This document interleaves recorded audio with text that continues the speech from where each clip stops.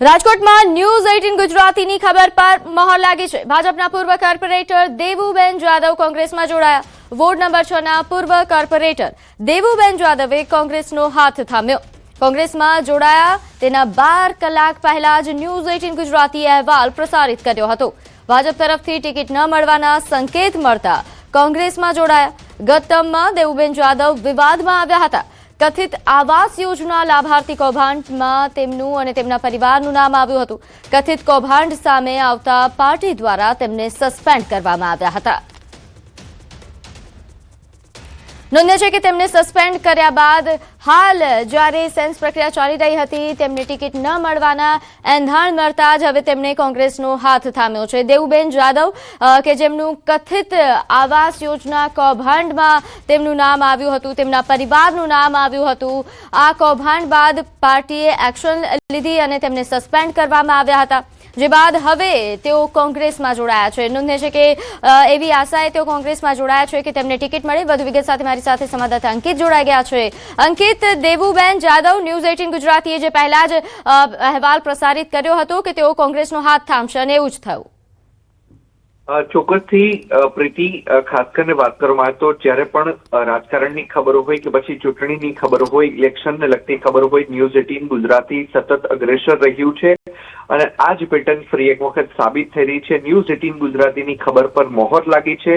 ગઈકાલે સવારે 10 વાગ્યા આસપાસ જ ન્યૂઝ 18 ગુજરાતી દ્વારા જણાવવામાં આવ્યું હતું કે ભારતીય જનતા પાર્ટીના પૂર્વ કોર્પોરેટર દેવુબેન જાદવ છે તે કોંગ્રેસમાં જોડાઈ રહ્યા છે અને કોંગ્રેસનો હાથ થામે તે પૂર્વે જ કલાક પૂર્વે ન્યૂઝ 18 ગુજરાતી દ્વારા અહેવાલ પ્રસારિત કરવામાં આવ્યો હતો અને ગઈકાલે રાત્રે દેવુબેન જાદવ છે કે જે અગાઉ વોર્ડ નંબર 6 ના કોર્પોરેટર રહી ચૂક્યા છે, તેમણે કોંગ્રેસનો હાથ છે તે થામી લીધો છે।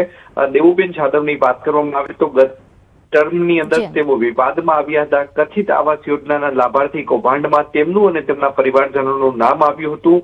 કથિત કૌભાંડ સામે આવતા ભારતીય જનતા પાર્ટી દ્વારા તેમને સસ્પેન્ડ કરવામાં આવ્યા હતા, જોકે તેમનું કોર્પોરેટર પદ તરીકે તેમને ચાલુ રાખવામાં આવ્યા હતા। જી, આભાર માહિતી આપવા બદલ।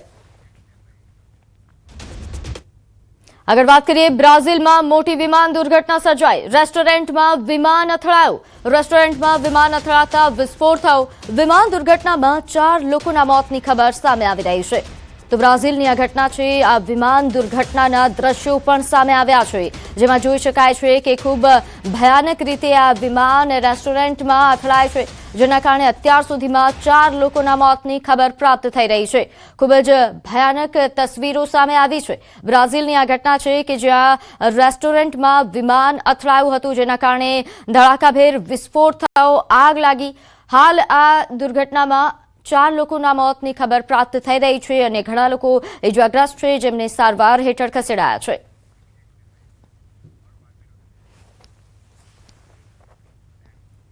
આગળ વાત કરીએ, સુરત રેલવે સ્ટેશન પર ટ્રેન નીચે આવી જતી એક મહિલાને 2 જવાનો દ્વારા બચાવવામાં આવી। અમૃતસર વીકલી ટ્રેનમાં ચડતી વખતે એક મહિલાનો પગ લપસી ગયો। ફરજ પરના 2 પોલીસ કર્મચારી દ્વારા મહિલાને બચાવી લેવામાં આવી। સમગ્ર ઘટના રેલવે સ્ટેશનના સીસીટીવી કેમેરામાં કેદ થઈ છે, જેના દ્રશ્યો આપ જોઈ શકો છો।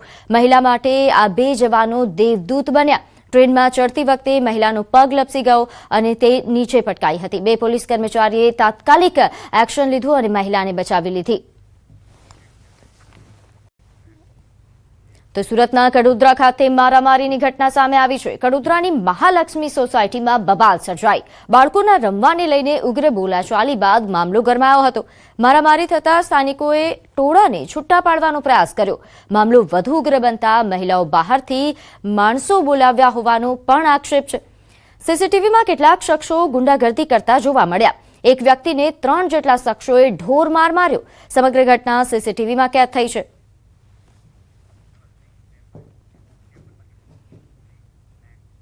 તો હવે વાત કરીએ માવઠાની।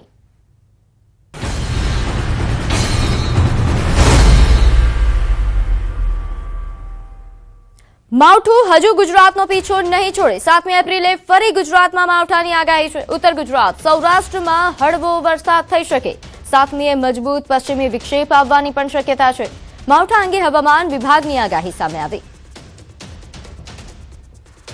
તો માવઠા અંગે હવામાન વિભાગ દ્વારા જે પ્રમાણે આગાહી કરવામાં આવી છે તે પ્રમાણે હવે ખેડૂતોએ સાવધાન રહેવાની જરૂર છે, કારણ કે 7મી એપ્રિલે ફરી ગુજરાતમાં માવઠાની આગાહી છે।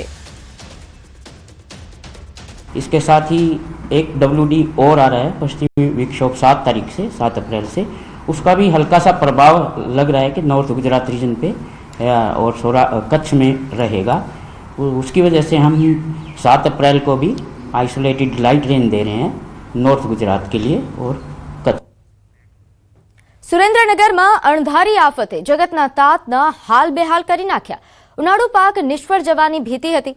સુરેન્દ્રનગરમાં કુદરત જાણે ખેડૂતોથી રૂઠી હોય તેમ ફરી એકવાર માવઠાનો માર પડ્યો। જિલ્લામાં અંદાજે 33,000 હેક્ટર જમીનમાં ખેડૂતોએ હોંશે હોંશે ઉનાળુ પાકનું વાવેતર કર્યું, પરંતુ અચાનક આવેલા વાવાઝોડા અને તેજ પવન સાથેના વરસાદે ખેડૂતોની આશા પર પાણી ફેરવી દીધું। વરિયાળી, અજમો, ઈસબગુલ જેવા મોંઘા પાકોનો શોધ વળી ગયો છે।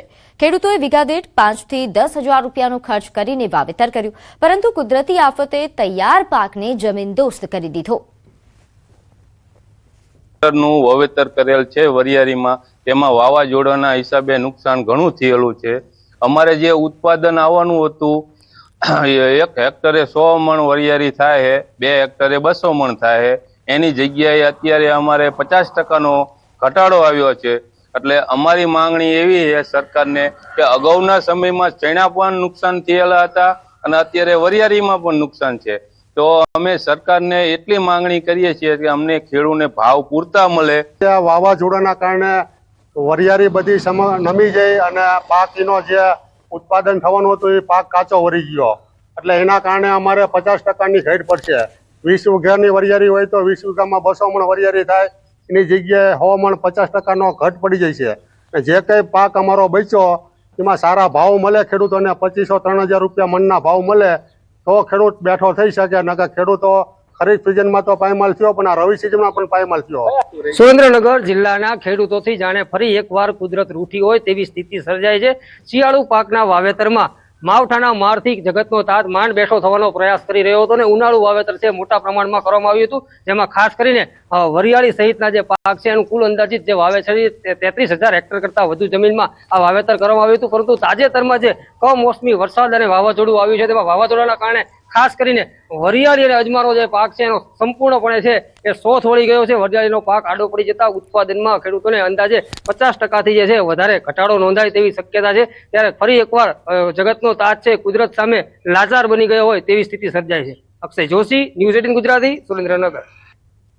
એક તરફ જ્યાં જૂનાગઢ માર્કેટિંગ યાર્ડમાં ધાણા, તુવેર અને ઘઉં તેમજ જણસીની મબલક આવક થઈ રહી છે, તો બીજી તરફ માવઠાની આગાહીના પગલે લૂઝ આવક બંધ કરવામાં આવી છે। ખેડૂતોને તમામ જણસી વ્યવસ્થિત સલામતી રીતે લાવવાની અપીલ કરાઈ છે। સંભવિત વરસાદને ધ્યાનમાં રાખીને માર્કેટિંગ યાર્ડ તંત્ર હરકતમાં આવ્યું છે અને ખેડૂતોના માલને નુકસાન ન થાય તે માટે મહત્વપૂર્ણ નિર્ણય લેવામાં આવ્યો છે। હાલ માટે લૂઝ એટલે કે ખુલ્લી આવક પર પ્રતિબંધ મૂકવામાં આવ્યો છે અને ખેડૂતોની સૂચના આપવામાં આવી છે કે તેઓ પોતાનો પાક કટ્ટા અથવા તો ગુણીમાં ભરીને જ યાર્ડમાં લાવે। જો કે માવઠાની આગાહીના કારણે ખેડૂતોની ચિંતા યથાવત છે।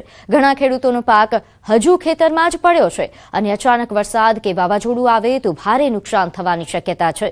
ખાસ કરીને કાચા મકાનમાં રહેતા ખેડૂતો માટે આ પરિસ્થિતિ વધુ પડકારજનક બની શકે છે।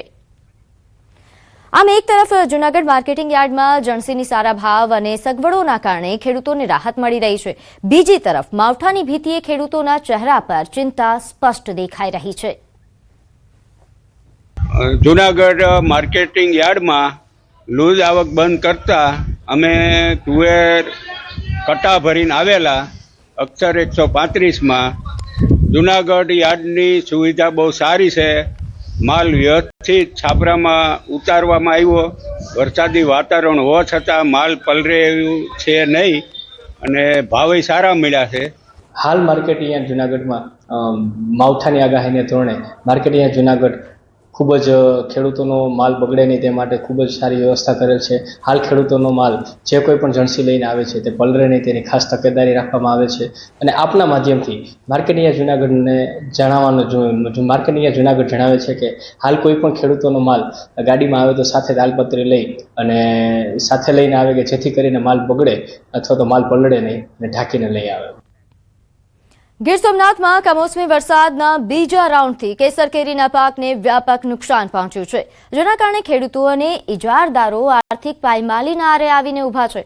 ખાસ કરીને તાલાલા અને વેરાવળ પંથકમાં વહેલી સવારે ગાજવીજ સાથે ત્રાટકેલા વરસાદે અહીં આંબા પરથી કેરીઓ ખરી પડી છે અને વધતા ભેજના કારણે રોગચાળાનો ભય પણ સતાવી રહ્યો છે. લાખો રૂપિયાના ખર્ચે બગીચા રાખનાર ઇજારદારો માટે હવે મૂડી પણ પાછું મળે તેમ લાગતું નથી. તેથી સરકાર પાસે વળતરની માંગ ઉઠી છે. પણ સવારે વરસાદ આવવાના કારણે હું મજૂરો લઈને કેરી વેડવા માટે આવ્યો હતો, પણ આ સવારના પોરમાં વરસાદ આવ્યો, એની સાથે પવન આવ્યો. આ મારી કેરી અત્યારે ખરી ગઈ છે, તો માર્કેટમાં મારે લઈ જવા માટે આ સાંધા પડેલા કેરી માટે તેને વરસાદ પડ્યો તો મારું માર્કેટ પણ ડાઉન થવાની શક્યતા છે. તો ખેડૂતને મેં પૈસા રોકડા આપી દીધેલા છે, તો ખેડૂત તો મને ન સમજે, પણ આ ભાજપની સરકાર જો મને કોઈ પણ આ ઇજાદદારોને કોઈ સામું જોવે તો સરકાર શ્રીનું સારું કહેવાય. વરસાદ તો આ વખતે દર 15 દિવસે માવઠા જેવી પરિસ્થિતિ રહી, એટલે અમારે આંબાના ઝાડમાં તો ટોટલી સંપૂર્ણપણે નિષ્ફળ ગયા છે. અત્યારે તમે આગળ સ્કીન ઉપર આમાં જોયું કે મધ્યાનું સખત દવાનો ઉપયોગ કરવા છતાંય મધ્યાનું નિયંત્રણ નથી આવતું અને કેરીને બદલે આંબા હાવ કારામહેશ થઈ ગયા છે. આંબાવાડિયામાં તો સંપૂર્ણ પાક નિષ્ફળ ગયેલો જ છે. વરસાદ આ બીજો રાઉન્ડ છે, બે રાઉન્ડમાં એવો વારો કાઢી નાખ્યો. શું માથે હાથ રહીને રોવાનો વારો આવ્યો છે. શું કારણ? કેરીઓ ખરી જાય અને હવે બગાડ આવે. આ પાકમાં થયું ને તો હવે બગાડ આવે. હું આ તો આ રહ્યો 10-10.5 વીઘાનો છે અને હવે તો આમાં કેટલી ઉપજ આવી નક્કી નથી લાગતું કઈ. સવારે વરસેલા કમોસમી વરસાદને લઈ અને ગીર સોમનાથ જિલ્લામાં કેસર કેરી પકવતા ખેડૂતો છે તેઓને મોટી નુકસાની થઈ હોય તે પ્રકારના દ્રશ્યો છે તે સામે આવી રહ્યા છે. હું સીધા જ આપને દ્રશ્ય બતાવીશ. આ જે કેસર કેરીનો બગીચો છે તે ગીર પંથકના રામપરા ગામનો છે. રામપરા ગામના આ જે ઇજારેદાર એટલે કે ખેડૂત છે તેમણે આ બગીચો રાખેલો છે અને આ બગીચાની અંદર મોટા પ્રમાણમાં કેરી છે તે ખરી પડી છે. હું આપને સીધા દ્રશ્ય બતાવી જોઈ શકાય છે. જે પ્રમાણે આ જે કેસર કેરી છે તે વહેલી સવારે વરસેલા વરસાદને કારણે ખરી પડી છે. ખેડૂતનું કહેવું છે કે આ બગીચાની અંદર જે કેસર કેરી ખરી પડી છે તે કેસર કેરી હવે જે કહી શકાય કે એક પ્રકારે વેડો મારવાની તૈયારીમાં છે. કેસર કેરી છે તે સંપૂર્ણ પાક પર આવી છે અને ખેડૂત પોતે તૈયારી કરી રહ્યા હતા અને તેવા જ સમયે સતત બીજી વખત કમોસમી વરસાદ આવવાને કારણે ખેડૂત અને ઇજારેદાર બંનેને મોટો ફટકો પડ્યો છે અને મોટી નુકસાની ભોગવવાનો વારો આવ્યો છે. દિનેશ સોલંકી, ન્યૂઝ 18 ગુજરાતી, ગીર સોમનાથ. તો ગીર સોમનાથના તાલાલા ગીરમાં માવઠાનો કહેર યથાવત છે. કમોસમી વરસાદના કારણે લસણનો પાક પલળ્યો. 10 વીઘાના પાકને નુકસાન થયા હોવાનો દાવો છે. જાવંત્રી ગામના ખેડૂતને ભારે નુકસાન થયું. ભારે પવનના કારણે તાડપત્રી ઉડ્યા હોવાનો દાવો કરવામાં આવ્યો. વરસાદના કારણે લસણ સંપૂર્ણ નાશ પામશે.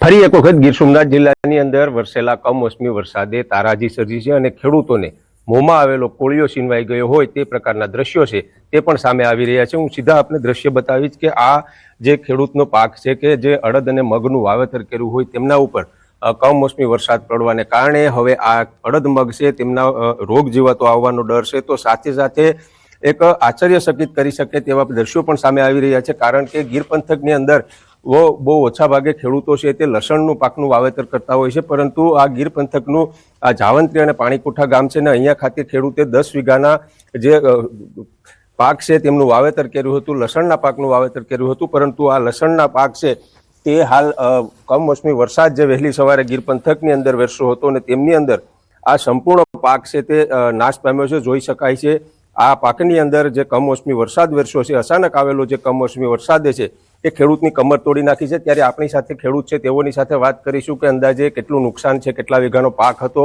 અને હવે આ લસણનું શું કરવાનું. આપનું નામ અને આ લસણની અંદર કેવું કઈ રીતે નુકસાન થયું?